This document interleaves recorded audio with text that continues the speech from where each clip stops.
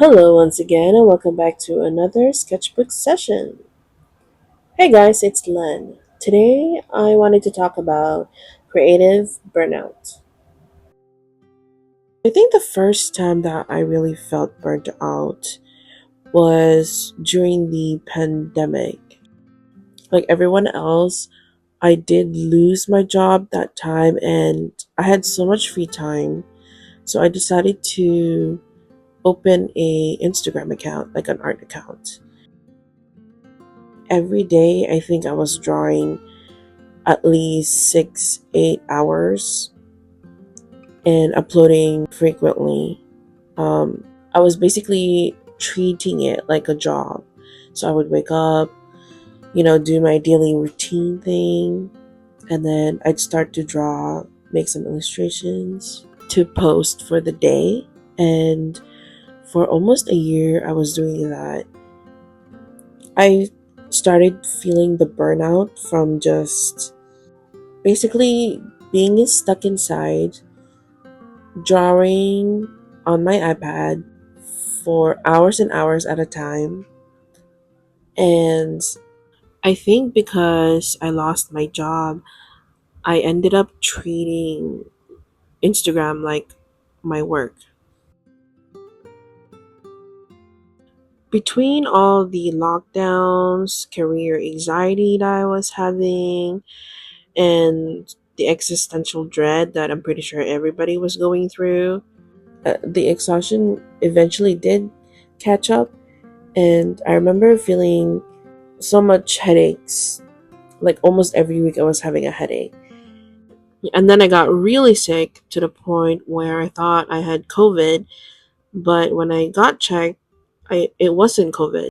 The exhaustion eventually made me really, really sick.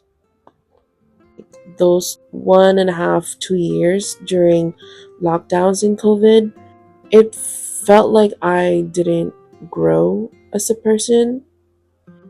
There was definitely a bit of like a delay in mental growth as well, because while I was learning art and I was practicing like multiple hours a day, and I was navigating how to like make a website and understanding what an SEO is and algorithms and all of this stuff. But the lack of life experiences felt like it delayed me as a person, and actually it drove me to have really extreme internal self-criticism, and I developed a kind of motivation fatigue because my body and my mind was just absolutely exhausted.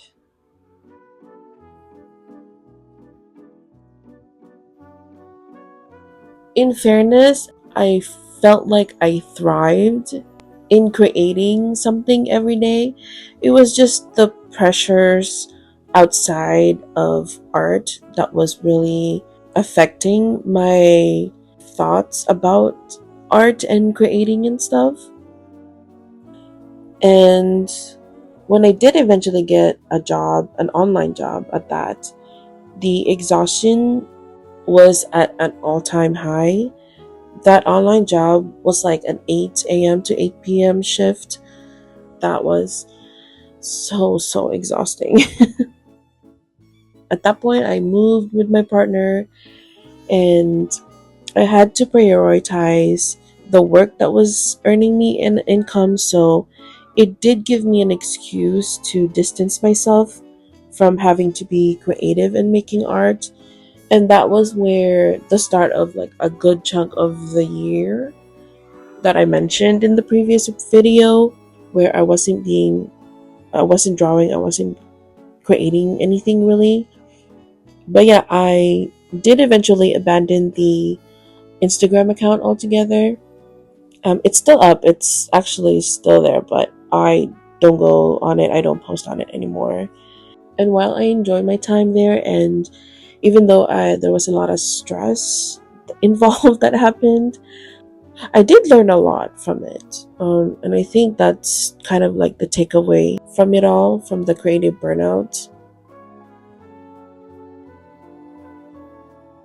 even though I abandoned my that Instagram, I still remember like the friends I made online, and my art skills did really improve, and there were some good influence that flourished in that whole ordeal, and I don't regret it.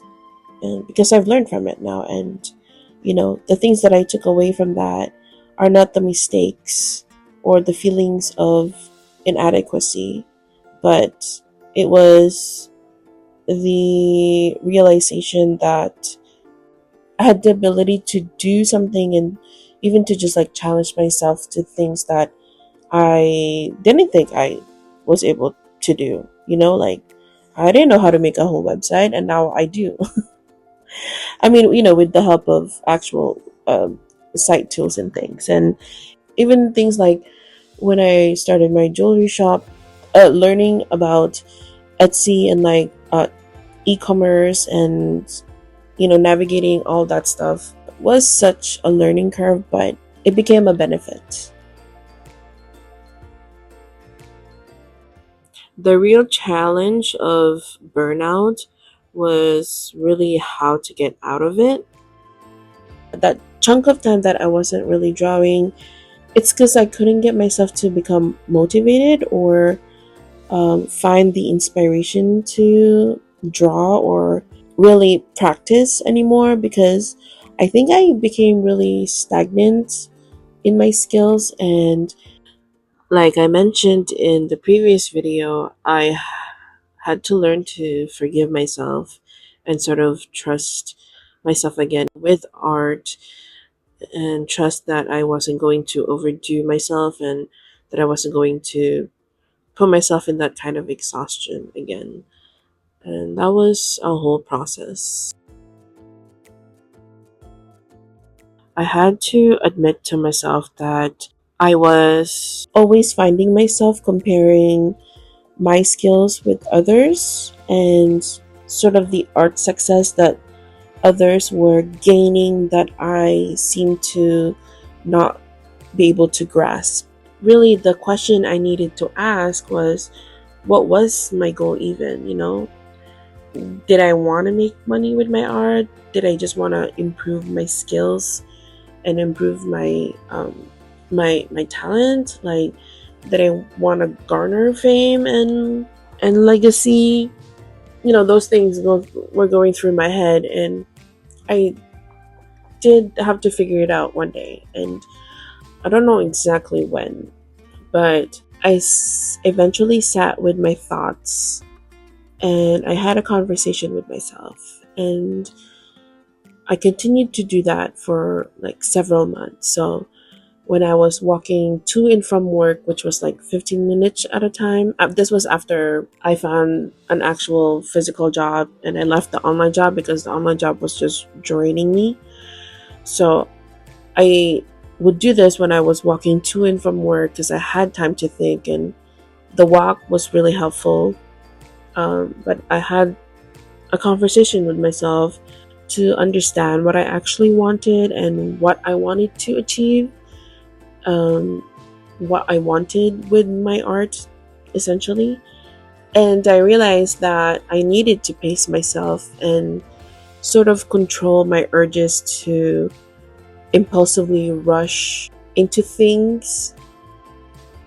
I'm definitely the type of person where if I start a painting, I want to finish it the day of. I want it done, because if I actually don't finish it within like this time frame or within that day, there's a high degree of chance that I will never come back to it and then start something else instead. I basically came out of those conversations that I needed to slow down. I needed to trust the process of creativity, which means accepting failures, accepting mistakes, and knowing that that's just part of the process. And I needed to trust in my dreams again. I wanted to believe in it again. And that basically became the goal.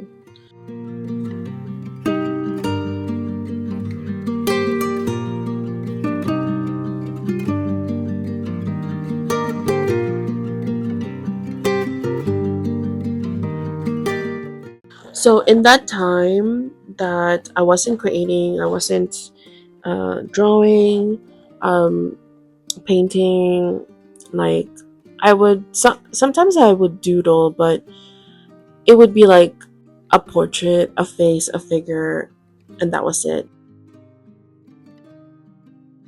I was stepping back creatively, basically just living my life, going to vacations, even like playing my games or watching a new series, allowing myself to just be able to enjoy leisure time again and not be so just busy with work and the grueling go, go, go lifestyle. Um, I think that recovered a lot of my creative burnout, just living, just continuing to allow life and experiencing life basically. And I realized that, oh, that was the kind of solution, that was the solution to my burnout, to just continue to just live my life, whether that's going to a musical, going to a festival, going glamping or camping, getting brunch with your friends, and telling yourself that you're allowed to not just keep working on your art, but you actually have to live your life as well and allow the stresses of life also to come and go and meet those unexpected moments in life with wonder, and anything that may jeopardize or hinder your priorities in life, you're allowed to reject. Eventually, I stopped expecting myself to be creative every day, stop trying to schedule making art.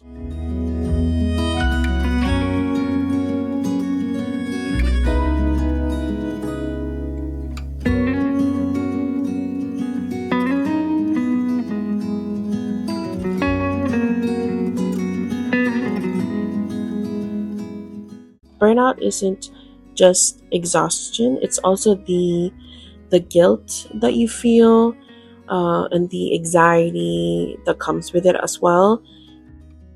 You become harsher with yourself and you tend to forget how far you've actually come from your starting point to now, even though you are burnt out. That self criticism starts to plant itself into your brain. At least it did with me. I was either going to shower it with attention or let it cycle and pass through me, or what I often do nowadays is criticize my self criticism. Yeah, I spend quite a bit in my head.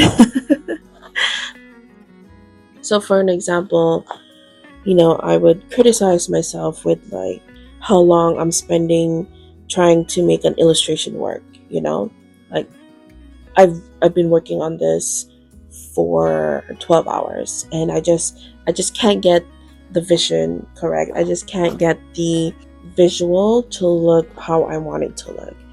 So I'll start thinking like, see, you need more practice. See, you're not actually that skillful if it's taking you this much time.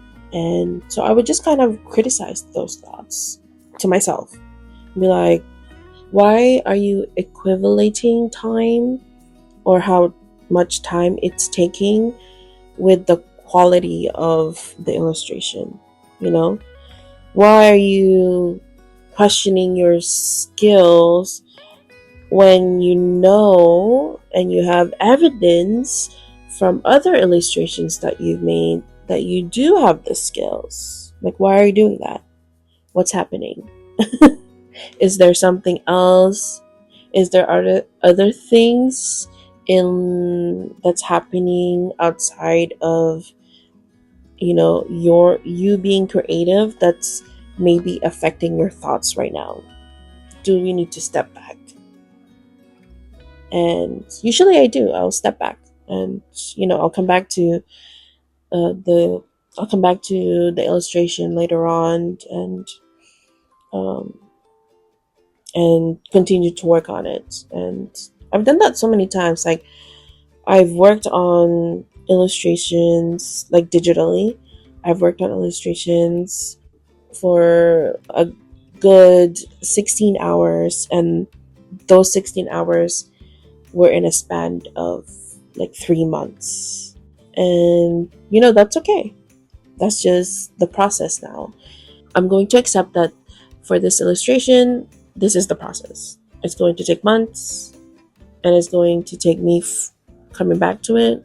And sometimes you just need to accept that the illustration is done at this point, or it can't be worked at anymore, and perhaps we need to move on. Perhaps we need to let go.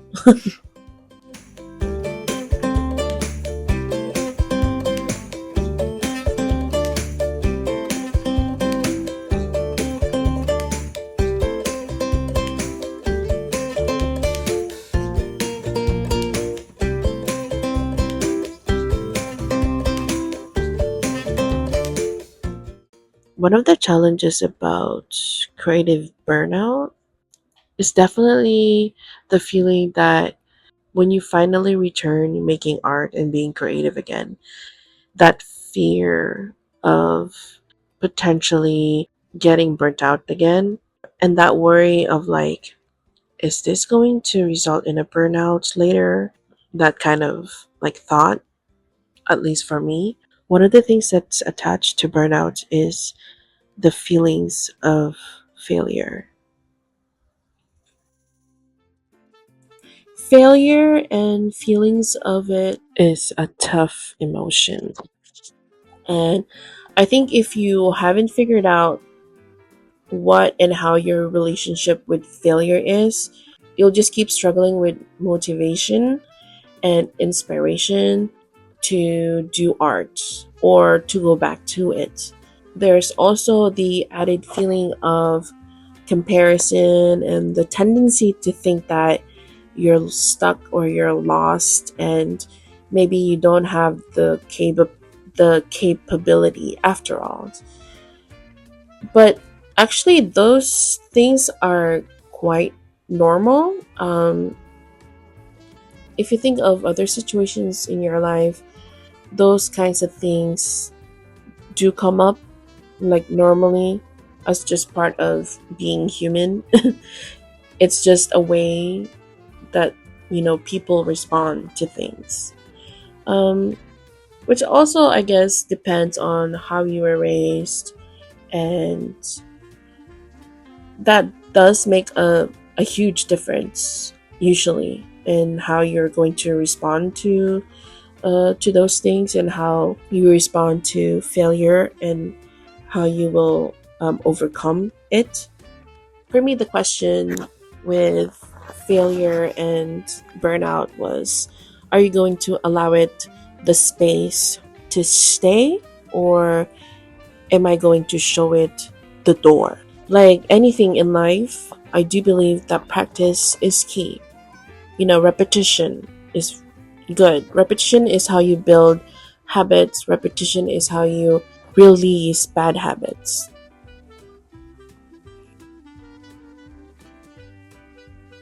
So the next time you start feeling like a failure, allow yourself to feel it. Don't store it at the back of your mind. Ask yourself exactly what you think you failed at, or what you think you're failing at, and what's making you feel it.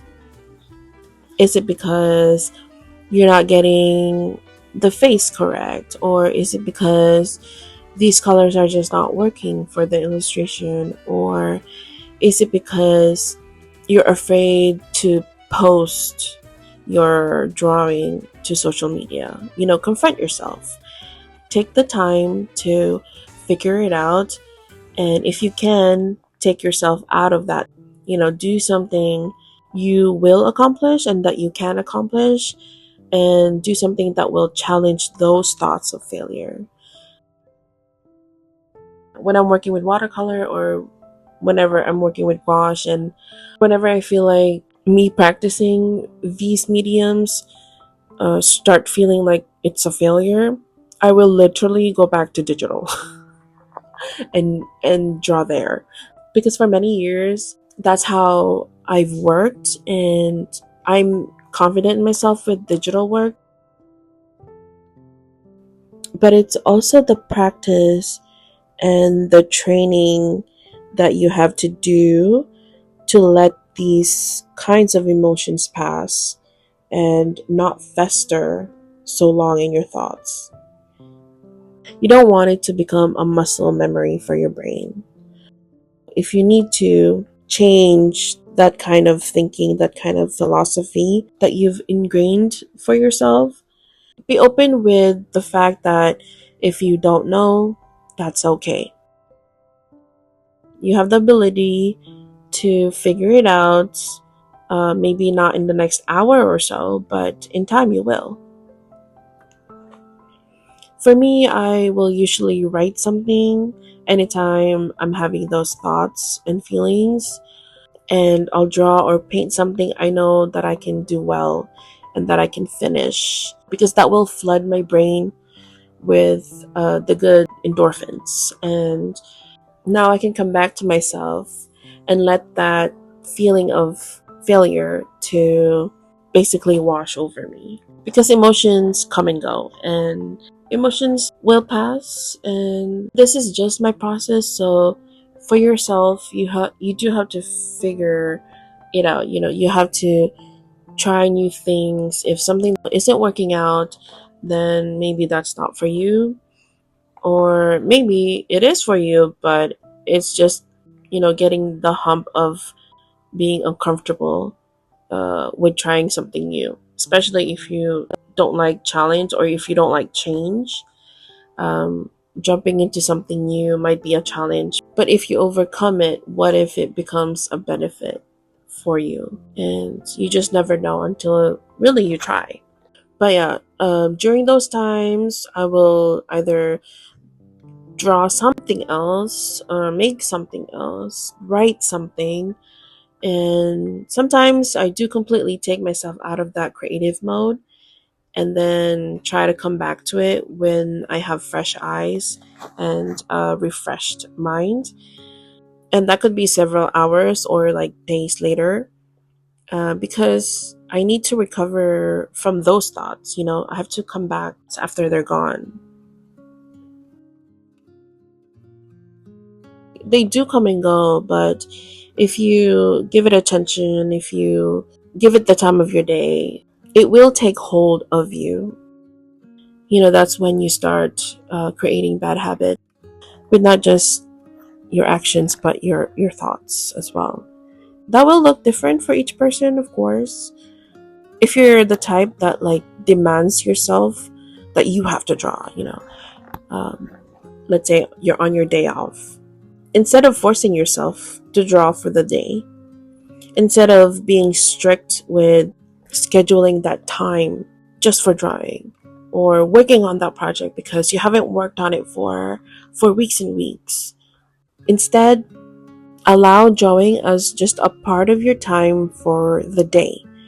Grant yourself like other leisures along with drawing. So for me, on my days off, that may be, tending to my plants, which I usually do, or reading or writing for an hour or two, or even writing a chapter or two of that comic or novel that you've been putting off, or even going to a hot tub and swimming. Whatever will feel like leisure, do it until your mind feels calm, your body is not in this state of I have to work kind of mode. Do the leisure time. Play an hour of that game that you want to do. Don't pressure yourself that you can't have leisure when you have the free time to draw. make it a part of your day so that when you do come to the drawing, when you finally sit down to draw, you won't feel so much anxiety, and hopefully you're kind of in this like relaxed, calmer, like happy mood.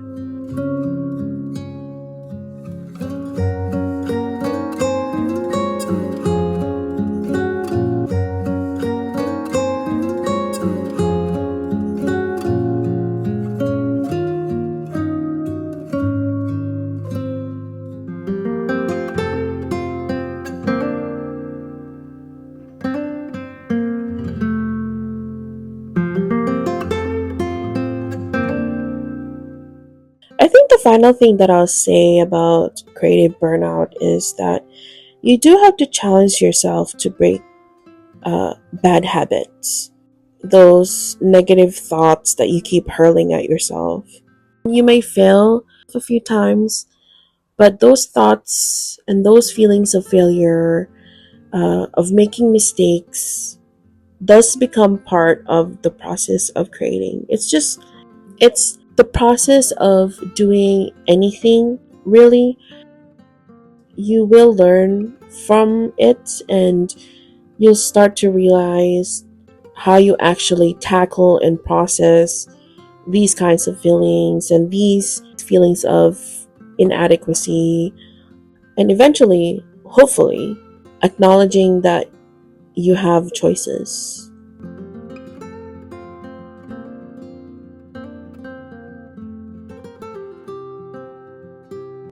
But that is, of course, going to be very different for everybody, for each person. I feel like I can't tell you how to not get burnt out, because you will probably experience it, to be honest.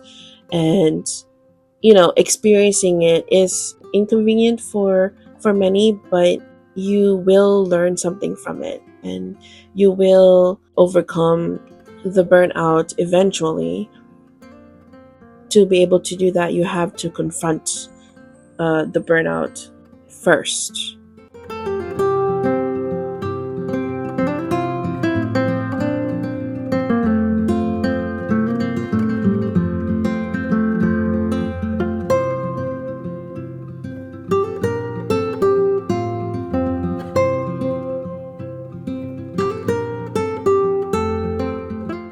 If you're somebody who's been burnt out and have been burnt out, and it seems like you're not getting out of it, and the feeling of failure is an everyday occurrence, and it's an everyday thought, it's an every night feeling. If you're still there for several moments of your life, and if it feels like you've tried and you've tried and nothing seems to be getting you out of that feeling, that feeling of failure, that feeling of inadequacy, that feeling of you're not good enough, then perhaps it's more than a creative burnout, and perhaps there's something that you need to heal from first. Perhaps there's something that you need to heal from first, something that you need to confront about yourself.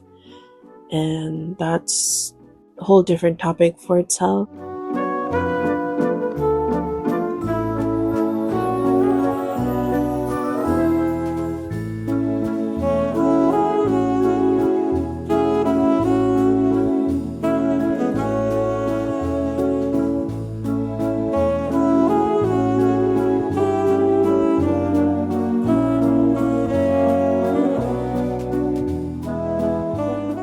Avoiding burnout is not necessary when you know how to get yourself out of the burnout. It's a matter of recognizing that your process, that your schedule, that your routine is probably going to make you burn out. And the solution for that is very personal, just like art. It's a journey in itself. So you do have to be in that space where it's uncomfortable and basically allow yourself to be in that space for a moment and converse with yourself why you're feeling this way and why do you think you're feeling this way. Sometimes that's kind of all you need to start, is just putting yourself, recognizing that something is wrong. Once you get started in that, hopefully you do continue to figure out the thread of where that burnout, where that feeling of failure, that feeling of exhaustion, where it's coming from. You gotta pull on the thread to see where it goes. And for me, one of those things was my day job. And I'm at a job where a job stays a job. I don't think about my job after I come home. Once I leave the perimeter of my workplace, I am not thinking about it. I'm thinking about my coworkers sometimes, yes, but the work stays there. Because I don't want to be taking that into my home and exhausting myself further when I'm trying to be creative. I want to build a space, an energy in my creative process where sort of outside influence isn't like a major factor to it. And that really, really helped me because now I'm creating things that I do want, and it's not like I'm relying on my art as an income to the point where I'm making art that I think people will want or that people will buy. And there's nothing wrong with that. If I was an artist whose sole purpose was to sell everything that I make, then I would definitely be in that category where I'm making everything, every drawing, every painting that I make is for the sole purpose of transaction and that I would think other people will like. And sometimes I do that, but oftentimes I do that because also want to see it into the world. So it's not just solely, making art and letting outside influence dictate what I'm going to make. It's more of like, well, there's things personally that I want to convey, and I see that some others have those thoughts as well. And so it's just a matter of me like, okay, well, I'll create something so that I can indulge myself first and, satisfy others second. Yeah, that's just a personal taste, honestly. And I feel like I'm going on a tangent now. So I've read through my notes already. I don't really have anything else to say. Um, but, but yeah, I hopefully what I've rambled about made some kind of sense, and I wasn't just going in circles. Because most of the time,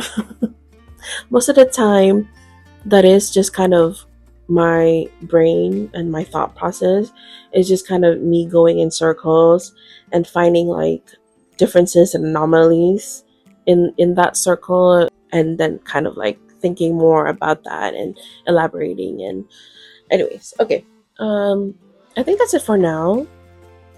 Oh, also, I should say, also, I want to thank Haley for being the second member of the Mail Club. Um, and I'm really excited that she joined because she did want to become a pen pal. And I'm really excited to write my next letter for my subscribers. And honestly, the letters have been one of the things that I look forward to every month now. And it's also making me practice my handwriting a lot, even though I think it's not that good. Others have said that it looks really neat, which beauty is in the eye of the beholder.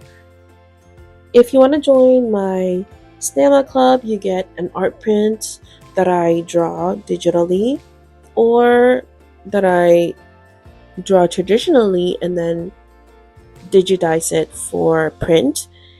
And then you get a sticker sheet, a coloring page, which I draw in advance. I'll probably make a video of how I do that on Procreate. At some point, I will show the process of how I make the mail club.